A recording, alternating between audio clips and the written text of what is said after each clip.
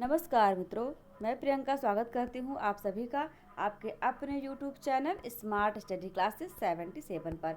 मित्रों, हमारे चैनल पर तैयारी करवाई जा रही है NTA नेट JRF और हमारा टारगेट बैच जो है वो 2022 का है। संभवतः यह परीक्षा आपकी जून में होने वाली है। इसका नोटिफिकेशन तो अभी तक नहीं आएगा है, लेकिन बहुत ही जल्द आने की उम्मीद है। तब तक मेरा पूरा प्रयास है आप लोगों का सिलेबस ज़्यादा से ज़्यादा तक कवर हो जाए। इसीलिए मैंने यूनिट फर्स्ट के और यूनिट 7 के कई वीडियो अपलोड कर दिए हैं। यदि आपने नहीं देखा है आप जा कर के देख सकते हैं। हम यहाँ पर पढ़ रहे हैं यूनिट 9 जो कि निबंध का है। और मित्रों, मैं आप लोगों को एक महत्वपूर्ण सूचना देना चाहती हूँ। यदि आप और भी विषय पढ़ना चाहते हैं जैसे इतिहास, अर्थशास्त्र, भूगोल, विश्व का इतिहास, हिंदी, संस्कृत, पर्यावरण, कंप्यूटर और इसके साथ ही साथ करंट अफेयर और स्ट्रैटेजी के वीडियो आप चाहते हैं तो उसके वीडियो भी हमारे चैनल पर आपको मिल जाएंगे, आप जाकर उसे देख सकते हैं। चलिए आज की क्लास को हम देखते हैं। बहुत ही महत्वपूर्ण क्लास है, ये निबंध है। और ये कौन सा निबंध है? निबंध का नाम है मजदूरी और प्रेम। इसके लेखक है अध्यापक पूर्ण सिंह जी। पूर्ण सिंह जी का जन्म 17 फरवरी 1881 ईस्वी को पाकिस्तान में हुआ था और इनकी मृत्यु 31 मार्च 1931 को देहरादून में हो जाती है। आइए हम देखते हैं कि मजदूरी और प्रेम नामक जो निबंध है इसके अंतर्गत इन्होंने क्या लिखा है। चलिए सबसे पहले ये हल चलाने वाले के जीवन का वर्णन करते हैं। हल चलाने वाले और भेड़ चराने वाले प्रायः स्वभाव से ही साधु होते हैं। हल चलाने वाले अपने शरीर का हवन किया करते हैं। खेत उनकी हवनशाला है। उनके हवन कुंड की ज्वाला की किरणें चावल के लंबे और सफ़ेद दानों के रूप में निकलती हैं। गेहूं के लाल लाल दाने इस अग्नि की चिंगारियों की डालियों से हैं। मैं जब कभी अनार के फूल और फल देखता हूँ तब मुझे बाग के मालिक का रुधिर याद आ जाता है। उसकी मेहनत के कण जमीन में गिर कर उगे हैं और हवा तथा प्रकाश की सहायता से मीठे फलों के रूप में नजर आ रहे हैं। किसान मुझे अन्न में, फूल में, फल में आहुति हुआ सा दिखाई पड़ता है। कहते हैं ब्रह्माहुति से जगत पैदा हुआ है। अन्न पैदा करने में किसान भी ब्रह्मा के समान है। खेती उसके ईश्वरीय प्रेम का केंद्र है। उसका सारा जीवन पत्ते पत्ते में, फूल फूल में, फल फल में बिखर रहा है। वृक्षों की तरह उसका भी जीवन एक प्रकार का मौन जीवन है। वायु, जल, पृथ्वी, तेज और आकाश की निरोगता इसी के हिस्से में है। विद्या यह नहीं पढ़ा, जप और तप यह नहीं करता, संध्या वंदनादि इसे नहीं आते, ज्ञान ध्यान का इसे पता नहीं, मंदिर मस्जिद गिरजे से इसे कोई सरोकार नहीं। केवल साग पात खाकर ही यह अपनी भूख निवारण कर लेता है। ठंडे चश्मों और बहती हुई नदियों के शीतल जल से यह अपनी प्यास बुझा लेता है। प्रातः काल उठकर यह अपने हल बैलों को नमस्कार करता है और खेत जोतने चल देता है। दोपहर की धूप इसे भाती है। इसके बच्चे मिट्टी में ही खेल खेल कर बड़े हो जाते हैं। इसको और इसके परिवार को बैल और गांवों से प्रेम है। उनकी यह सेवा करता है। पानी बरसाने वाले के दर्शनार्थ आंखें नीले आकाश की ओर उठती हैं। नैनों की भाषा में यह प्रार्थना करता है। सायं और प्रातः, दिन और रात विधाता इसके हृदय में अचिंतनीय और अद्भुत आध्यात्मिक भावों की वृष्टि करता है। यदि कोई इसके घर आ जाता है तो यह उसको मृदु वचन, मीठे जल और अन्न से तृप्त करता है। धोखा यह किसी को नहीं देता। यदि इसको कोई धोखा दे भी दे तो इसका उसे ज्ञान नहीं होता, क्योंकि इसकी खेती हरी भरी है। गाय इसकी दूध देती है, स्त्री इसकी आज्ञाकारिणी है, मकान इसका पुण्य और आनंद का स्थान है।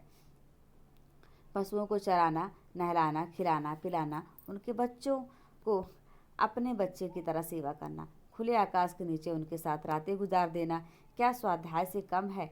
दया, वीरता और प्रेम जैसा इन किसानों में देखा जाता है, अन्यत्र मिलने का नहीं। गुरु नानक ने ठीक ही लिखा है, सीधे भाव मिले रघुराई। सीधे साधे किसानों को ईश्वर अपने खुले दीदार का दर्शन देता है। उनकी फूस की छतों में से सूर्य और चंद्रमा छन छन कर उनके बिस्तरों पर पड़ते हैं। ये प्रकृति के जवान साधु हैं। जब कभी मैं इन बेमुकुट के गोपालों के दर्शन करता हूँ मेरा सिर स्वयं ही झुक जाता है।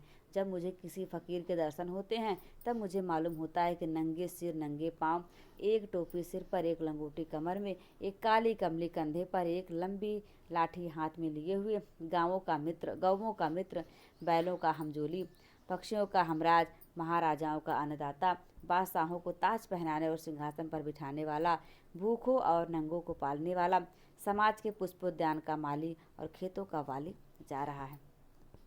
चलिए अब देखते हैं गणरिये का जीवन। एक बार मैंने एक बुढ़े गडरिये को देखा।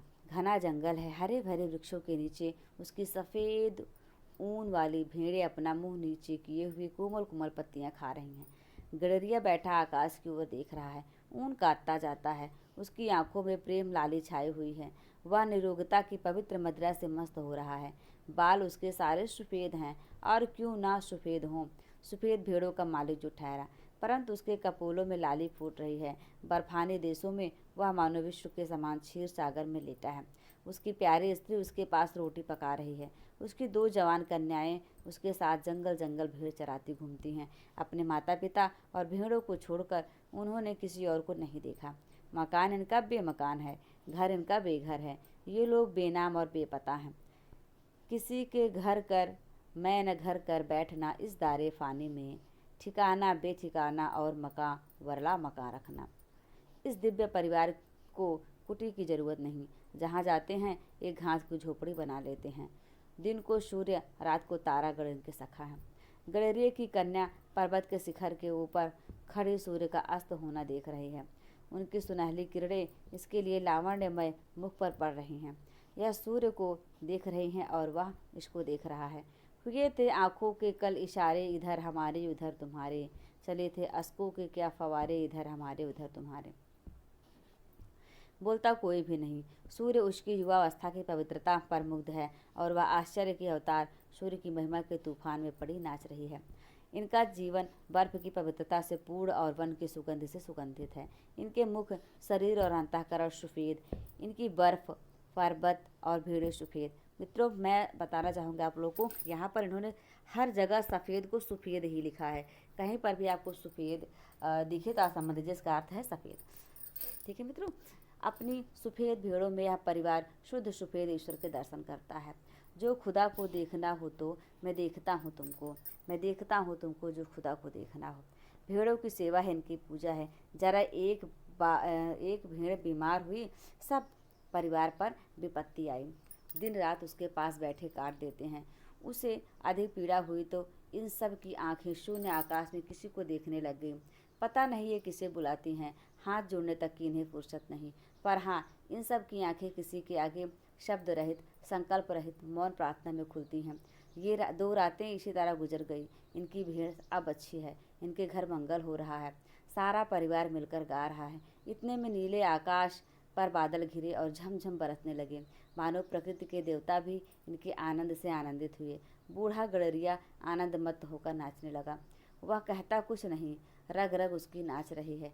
पिता को ऐसा सुखी देख दोनों कन्याओं ने एक दूसरे का हाथ पकड़कर पहाड़ी राग आलापना आरंभ कर दिया। साथ ही धम धम थम थम नाच की उन्होंने धूम मचा दी। मेरी आंखों के सामने ब्रह्मानंद का समा बांध दिया। मेरे पास मेरा भाई खड़ा था। मैंने उससे कहा, भाई अब मुझे भी भीड़ें ला दो। ऐसे ही मूक जीवन में मेरा भी कल्याण होगा। विद्या को भूल जाऊं तो अच्छा है, मेरी पुस्तकें खो जाएं तो उत्तम है। ऐसा होने से कदाचित इस वनवासी परिवार की तरह मेरे दिल के नेत्र खुल जाएं और मैं ईश्वरी झलक देख सकूं। चंद्र और सूर्य की विस्तृत ज्योति में जो वेदगान हो रहा है, उसे इस गडरिये की कन्याओं की तरह मैं सुन तो ना सकूं, परंतु कदाचित प्रत्यक्ष देख सकूं। कहते हैं ऋषियों ने भी इनको देखा ही था, सुना न था। पंडितों की ऊटपटांग बातों से मेरा जी उगता गया है।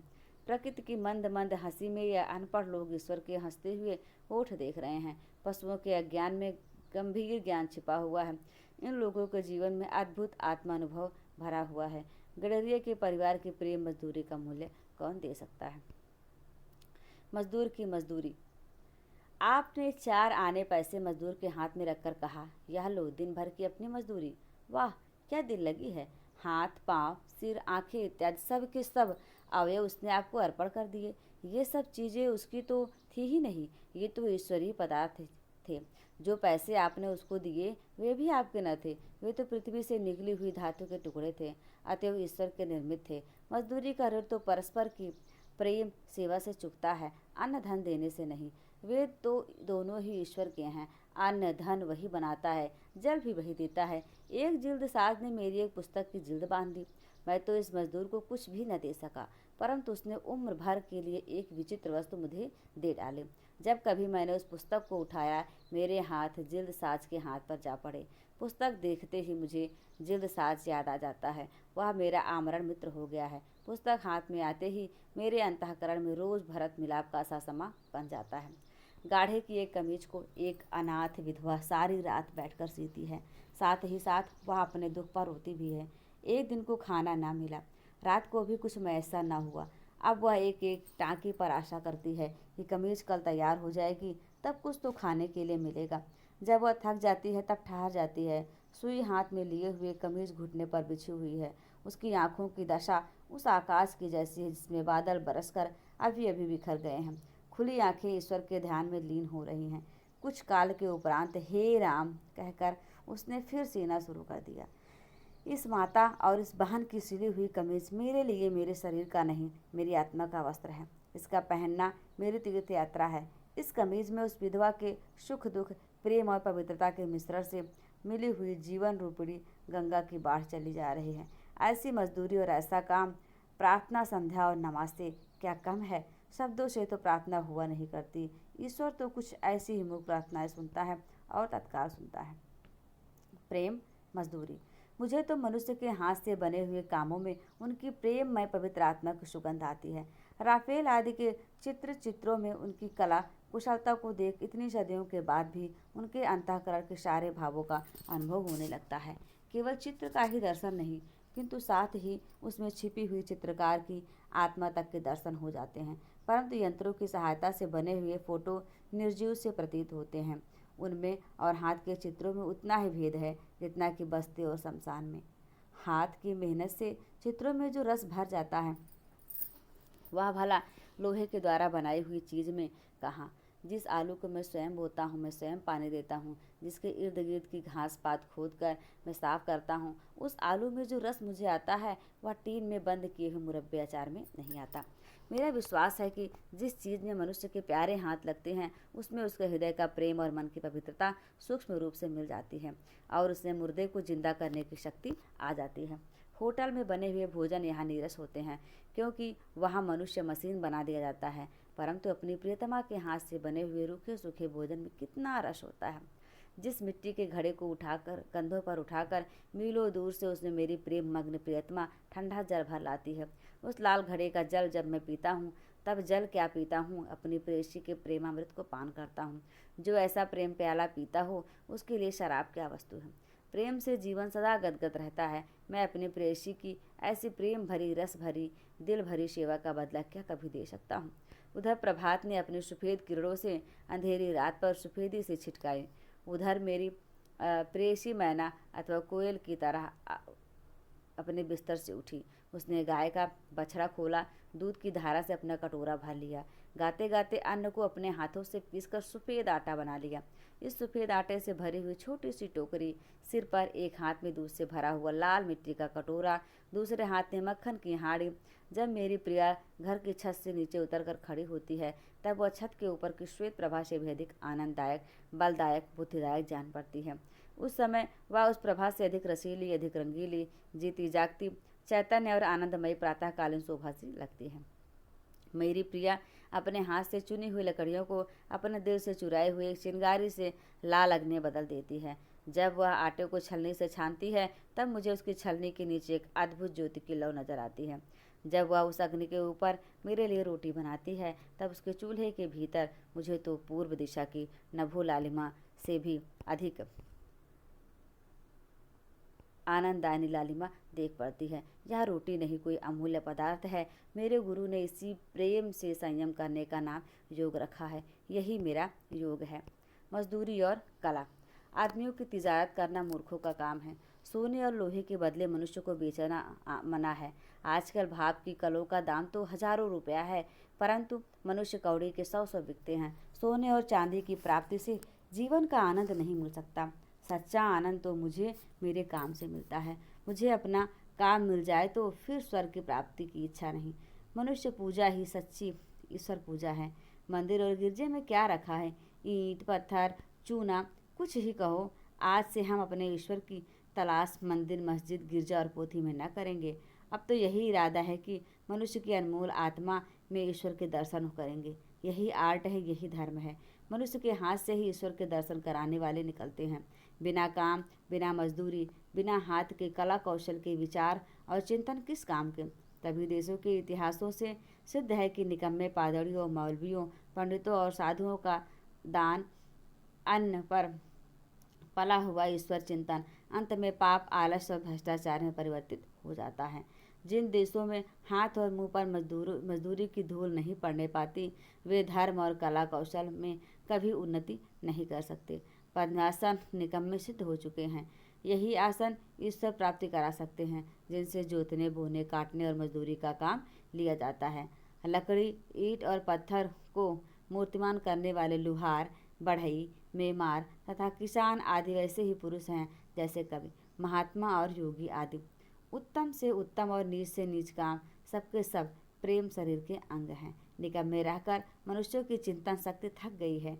बिस्तरों और आसनों पर सोते और बैठे बैठे मन के घोड़े हार गए हैं। सारा जीवन निचुड़ चुका है, स्वप्न पुराने हो चुके हैं। आजकल की कविता में नयापन नहीं, उसमें पुराने जमाने की कविता की पुनरावृत्ति मात्र है। इस नकल में असल की पवित्रता और कुंवारेपन का अभाव है। अब तो एक नए प्रकार का कला कौशल पूर्ण संगीत साहित्य संसार में प्रचलित होने वाला है।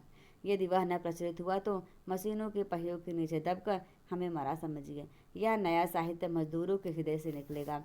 उन मजदूरों के कंठ से यह नई कविता निकलेगी जो अपना जीवन आनंद के साथ खेत की मेड़ों का, कपड़े के तागों का, जूते के टाँकों का, लकड़ी की रगों का, पत्थर के नसों का भेदभाव दूर करेंगे।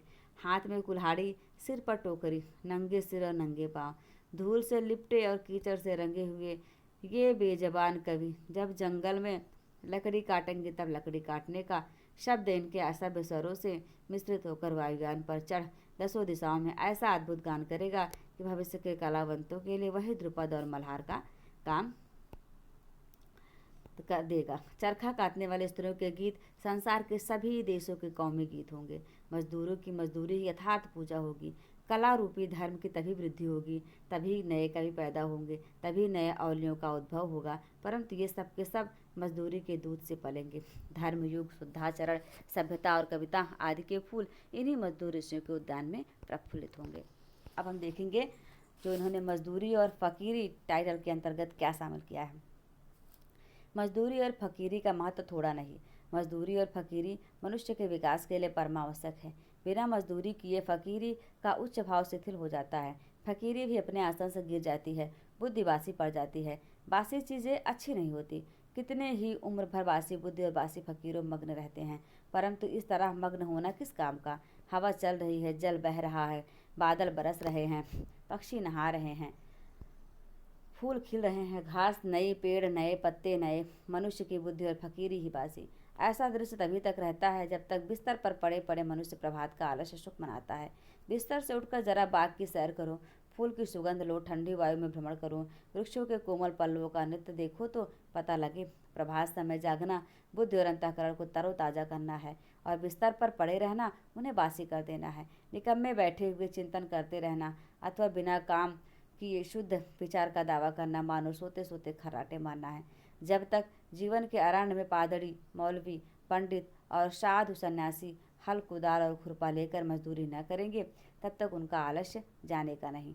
तब तक उनका मन और उनकी बुद्धि अनंत काल तक बीत जाने तक मलिन मानस जुआ खेलती ही रहेगी। उनका चिंतन बासी, उनका ध्यान बासी, उनकी पुस्तकें बासी, उनका लेख बासी, उनका विश्वास बासी, उनका खुदा भी बासी हो गया है। इसमें संदेह नहीं कि इस साल के गुलाब के फूल भी वैसे ही हैं जैसे पिछले साल के थे, परंतु इस साल वाले ताज़े हैं, उनकी लाली नई है, इनकी सुगंध भी इन्हीं की अपनी है। जीवन के नियम नहीं पलटते, वे सदा एक ही से रहते हैं, परंतु मजदूरी करने से मनुष्य को एक नया और ताज़ा खुदा नजर आने लगता है। गेरुए वस्त्रों की पूजा क्यों करते हो? गिरजे की घंटी क्यों सुनते हो? रविवार क्यों मनाते हो? 5 वक्त नमाज क्यों पढ़ते हो? त्रिकाल संध्या क्यों करते हो? मजदूर के अनाथ नयन, अनाथ आत्मा और अनास्त्र जीवन की बोली सीखो, फिर देखोगे कि तुम्हारा यही साधारण जीवन ईश्वरीय भजन हो गया है। मजदूरी तो मनुष्य के समस्त रूप परिणाम है। आमा रूपी धातु के गढ़े हुए सिक्के का नकदी बयाना है जो मनुष्यों की आत्माओं को खरीदने के वास्ते दिया जाता है। सच्ची मित्रता ही तो सेवा है, उससे मनुष्य के हृदय पर सच्चा राज्य हो सकता है। जाति पाति, रूप रंग और नाम धाम तथा बाप दादे का नाम पूछे बिना ही अपने आप को किसी के हवाले कर देना प्रेम धर्म का तत्व है। जिस समाज में इस तरह के प्रेम धर्म का राज्य होता है उसका हर किसी को बिना उसका नाम धाम पूछे ही पहचानता है, क्योंकि पूछने वाले का कुल और उसकी जात वहाँ वही होती है जो उसकी जिससे कि वह मिलता है। वहाँ सब लोग एक ही माता पिता से पैदा हुए भाई बहन हैं। अपने ही भाई बहनों के माता पिता का नाम पूछना क्या पागलपन से कम समझा जा सकता है? यह सारा संसार एक कुटुम्बवत है। लंगड़े, लूले, अंधे और बहरे उसी मौरूसी घर की छत के नीचे रहते हैं, जिसकी छत के नीचे बलवान, निरोग और रूपवान कुटुंबी रहते हैं। मूढ़ों और पशुओं का पालन पोषण बुद्धिमान, सबल और निरोगी तो करेंगे। आनंद और प्रेम की राजधानी का सिंहासन सदा से प्रेम और मजदूरी के ही कंधों पर रहता आया है। कामना रहित होकर भी मजदूरी निष्काम होती है, क्योंकि मजदूरी का बदला ही नहीं, निष्काम कर्म करने के लिए जो उपदेश दिए जाते हैं उनमें अभावशील वस्तु स्वभावपूर्ण मान ली जाती है। पृथ्वी अपने ही अक्ष पर दिन रात घूमती है। यह पृथ्वी का स्वार्थ कहा जा सकता है, परंतु उसका यह घूमना सूर्य के इर्द गिर्द घूमता तो है, और सूर्य के इर्द गिर्द घूमना सूर्यमंडल के साथ आकाश में एक सीधी लकीर पर चलना है। अंत में इसको गोल चक्कर खाना सदा ही सीधा चलना है। इसमें स्वार्थ का अभाव है। इसी तरह मनुष्य की विविध कामनाएं उसके जीवन को मानो उसके स्वार्थ रूपी धुरे पर चक्कर देती हैं, परंतु उसका जीवन अपना तो है ही नहीं, वह तो किसी आध्यात्मिक सूर्यमंडल के साथ ही चाल है, और अंततः यह चाल जीवन का परमार्थ रूप है। स्वार्थ का यहाँ भी अभाव है। जब स्वार्थ कोई वस्तु ही नहीं, तब निष्काम और कामनापूर्ण कर्म करना दोनों ही एक बात हुई। इसलिए मजदूरी और फकीरी का अन्योन्याश्रय संबंध है। मजदूरी करना जीवन यात्रा का आध्यात्मिक नियम है। जोन ऑफ आर्क की फकीरी और भेड़े चराना, टॉलस्टॉय का त्याग और जूते गांठना, उमर खयाम का प्रसन्नतापूर्वक तंबू सीते फिरना, खलीफा उमर का अपने रंग महलों में चटाई आदि बुनना, ब्रह्मज्ञानी कबीर और रैदास का शूद्र होना, गुरु नानक और भगवान श्री कृष्ण का कूक पशुओं को लाठी लेकर हाँकना सच्ची फकीरी का अनमोल भूषण है।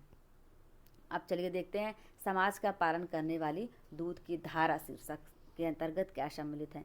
एक दिन गुरु नानक यात्रा करते करते लालो नाम के बढ़ई के घर ठहरे। उस गांव का भागो नामक रईस बड़ा मालदार था। उस दिन भागो के घर ब्रह्मभोज था। दूर दूर से साधु आए थे। गुरु नानक का आगमन सुनकर भागो ने उन्हें भी निमंत्रण भेजा। गुरु ने भागो का अन्न खाने से इनकार कर दिया। इस बात पर भागो को बड़ा क्रोध आया। उसने गुरु नानक को बलपूर्वक पकड़ मंगाया और उनसे पूछा, आप मेरे यहाँ का अन्न क्यों नहीं ग्रहण करते? गुरुदेव ने उत्तर दिया, भागो, अपने घर का हलवा पूरी ले आओ तो हम उसका कारण बतला दें। वह हलवा पूरी लाया तो गुरु नानक ने लालो के घर से उसके मोटे अन्न की रोटी मंगवाई। भागो की हलवा पूरी उन्होंने एक हाथ में और भाई लालो की मोटी रोटी दूसरे हाथ में लेकर दोनों को जो दबाया तो एक से लोहू टपका और दूसरे से दूध की धारा निकली। बाबा नानक का यही उपदेश हुआ। जो धारा भाई लालो की मोटी रोटी से निकली थी वही समाज का पालन करने वाली दूध की धारा है। यही धारा शिव जी की जटा से और यही धारा मजदूरी की उंगलियों से निकलती है। मजदूरी करने से हृदय पवित्र होता है, संकल्प दिव्य लोकांतर में विचरते हैं। हाथ की मजदूरी ही से सच्चे अवसर की उन्नति होती है। जापान में मैंने कन्याओं और स्त्रियों को ऐसी कलावती देखा है कि वे रेशम के छोटे छोटे टुकड़ों को अपने दस्तकारी की बदौलत हजारों की कीमत का बना देती हैं। नाना प्रकार के प्राकृतिक पदार्थों और दृश्यों को अपने सुई से कपड़े के ऊपर अंकित कर देती हैं। जापान निवासी कागज़, लकड़ी और पत्थर की बड़ी अच्छी मूर्तियां बनाते हैं। करोड़ों रुपए के हाथ से बने हुए जापानी खिलौने विदेशों में बिकते हैं। हाथ की बनी हुई जापानी चीज़ें मशीन से बनी हुई चीज़ों को मात करती हैं। संसार में सब बाजारों में उसकी बड़ी मांग रहती है। पश्चिमी देशों के लोग हाथ की बनी हुई जापान की अद्भुत वस्तुओं पर जान देते हैं। एक जापानी तत्वज्ञानी का कथन है कि हमारे 10 करोड़ उंगलियां सारे काम करती हैं। उन उंगलियों ही के बल से संभव है हम जगत को जीत लें। We shall read the world with the tip of our fingers. जब तक धन और ऐश्वर्य की जन्मदात्री हाथ की कारीगरी की उन्नति नहीं होती तब तक भारतवर्ष ही क्या किसी भी देश या जात की दरिद्रता दूर नहीं हो सकती। यदि भारत की 30 करोड़ नर नारियों की उंगलियां मिलकर कारीगरी का काम करने लगे तो उनकी मजदूरी की बदौलत कुबेर का महल उनके चरणों में आप आ गिरे। अन्न पैदा करना तथा हाथ की कारीगरी और मेहनत से जड़ पदार्थों को चैतन्य चिन्ह से सज्जित करना, क्षुद्र पदार्थों को अमूल्य पदार्थों में बदल देना इत्यादि कौशल ब्रह्म रूप होकर धन और ऐश्वर्य की सृष्टि करते हैं। कविता, फकीरी और साधुता की ये दिव्य कला कौशल जीते जागते हिलते दुबते प्रतिमान हैं। इनकी कृपा से मनुष्य जाति का कल्याण होता है। यह उस देश में कभी निवास नहीं करते जहाँ मजदूर और मजदूर की मजदूरी का सत्कार नहीं होता, जहाँ शूद्र की पूजा नहीं होती। हाथ से काम करने वालों से प्रेम रखने और उनकी आत्मा का सत्कार करने से साधारण मजदूरी सुंदरता का अनुभव करने वाले कला कौशल अर्थात कारीगरी का रूप हो जाती है। इस देश में उस जब मजदूरी का आदर होता था, तब इसी आकाश के नीचे बैठे हुए मजदूरों के हाथों ने भगवान बुद्ध के निर्वाण सूत्र को पत्थर पर इस तरह जड़ा था कि इतना काल बीत जाने पर पत्थर की मूर्ति के दर्शन से ऐसी शांति प्राप्त होती है जैसे कि स्वयं भगवान बुद्ध के दर्शन से होती है। हाथ, मुंह, पांव इत्यादि का गढ़ देना साधारण मजदूरी, परंतु गांव के गुप्त भावों और अंतःकरण की कोमलता तथा जीवन की सभ्यता को प्रकट कर देना प्रेम मजदूरी है। शिव जी के तांडव नृत्य को और पार्वती जी के मुख की शोभा को पत्थरों की सहायता से वर्णन करना जड़ को चैतन्य बना देना है। इस देश में कारीगरी का बहुत दिनों से अभाव है। महमूद ने जो सोमनाथ के मंदिर में प्रतिष्ठित मूर्तियां तोड़ी थी, उससे उसकी कुछ भी वीरता सिद्ध नहीं होती। उन मूर्तियों को तो हर कोई तोड़ सकता था। उसकी वीरता की प्रशंसा तब होती जब वह यूनान की प्रेम मजदूरी अर्थात वहाँ वालों के हाथ की अद्वितीय कारीगरी प्रकट करने वाली मूर्तियाँ तोड़ने का साहस कर सकता। वहाँ की मूर्तियाँ तो बोल रही हैं, वे जीती जागती हैं, मुर्दा नहीं। इस समय के देव स्थानों में स्थापित मूर्तियाँ देखकर अपने देश की आध्यात्मिक दुर्दशा पर लज्जा आती है। उनसे तो यदि अनगढ़ पत्थर रख दिए जाते तो अधिक शोभा पाते। जब हमारे यहाँ के मजदूर चित्रकार तथा लकड़ी और पत्थर पर काम करने वाले भूखे मरते हैं, तब हमारे मंदिरों की मूर्तियाँ कैसे सुंदर हो सकती हैं। ऐसे कारीगर तो यहाँ शूद्र के नाम से पुकारे जाते हैं। याद रखिए, बिना शूद्र राजा के मूर्ति पूजा क्यों हुआ। कृष्ण और शालिग्राम के छिछोरेपन से दरिद्रता को प्राप्त हो रहे हैं। यही कारण है जो आज हम जातीय दरिद्रता से पीड़ित हैं।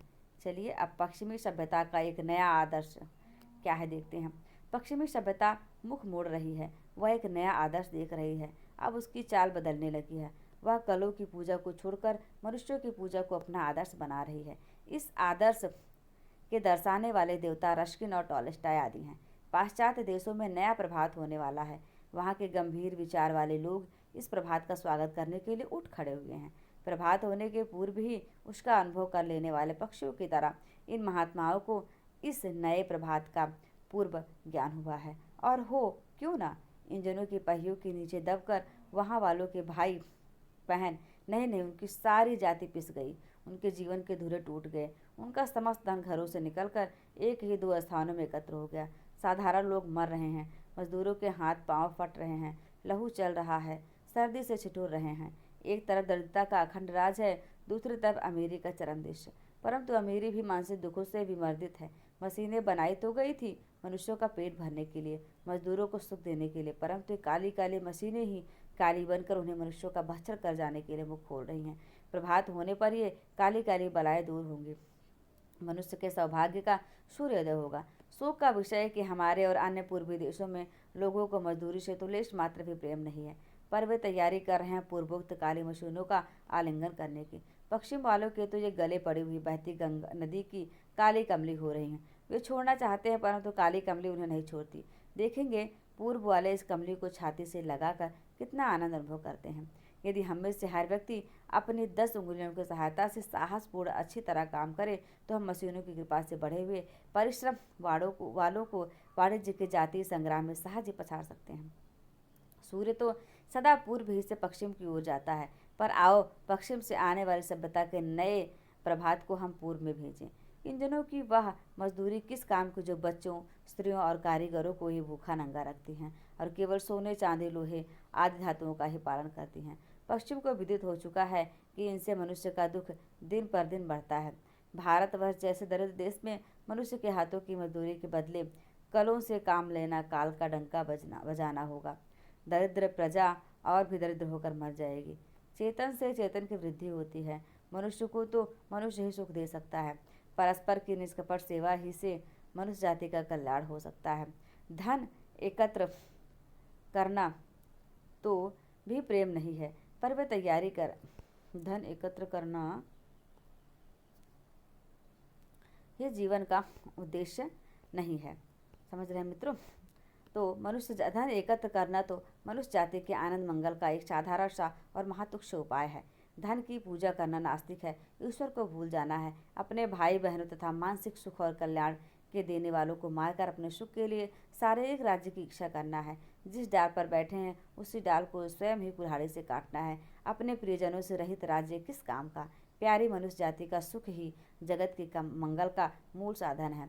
बिना उसके सुख के अन्य सारे उपाय निष्फल हैं। धन की पूजा से ऐश्वर्य, तेज, बल और पराक्रम नहीं प्राप्त होने का। चैतन्य आत्मा की पूजा से ही ये पदार्थ प्राप्त होते हैं। चैतन्य पूजा ही से मनुष्य के प्रेममय हृदय, निष्कपट मन और मित्रतापूर्ण नेत्रों से निकलकर बहती है। तब वही जगत में सुख के खेतों को हरा भरा प्रफुल्लित करती है और वही उनमें फल भी लगाती है। आओ, यदि हो सके तो टोकरी उठाकर कुदाली हाथ में लें, मिट्टी खोदें और अपने हाथ से उसके प्याले बनावें। फिर एक एक प्याला घर घर में, कुटिया कुटिया में रखावें और सब लोग उसी में मजदूरी का प्रेमामृत पान करें। है रीत आशिकों की तन मन निशार करना, रोना सितम उठाना और उनको प्यार करना। तो मित्रों, यह रहा सरदार कपूर सिंह जी का यह निबंध मजदूरी और प्रेम, जिसमें आपने देखा कि उन्होंने मजदूरी को ही सर्वश्रेष्ठ बनाया है। मजदूरी से तात्पर्य उनका है क्रियाशीलता का, यानी हर व्यक्ति अपने अपने स्तर पर कुछ ना कुछ निर्माण कार्य करे, कुछ कारीगरी करे, कुछ ऐसा कृत्य करे जिससे उसका पालन पोषण भी हो और हमारे देश का विकास भी हो। यही उनका कहने का उद्देश्य रहा है। तो कैसी लगी आपको यह क्लास, आप हमें कमेंट बॉक्स में कमेंट करके अवश्य बताइएगा। और आप यदि और भी क्लासेस चाहते हैं तो उसके लिए भी आप हमारे चैनल पर जाकर कमेंट कर सकते हैं। बहुत ही जल्द आपसे हम मिलते हैं एक बहुत ही बेहतरीन, दमदार और शानदार क्लास के साथ। तब तक आप स्वस्थ रहिए, मस्त रहिए, अपने का ख्याल रखिए, हंसते रहिए, मुस्कुराते रहिए। और हाँ, एडवांस में आप लोग को हैप्पी होली, बहुत बहुत बधाई है। ये रंगों का त्यौहार आपके जीवन में बहुत सारी खुशियाँ लेकर के आए। जय हिंद, जय भारत।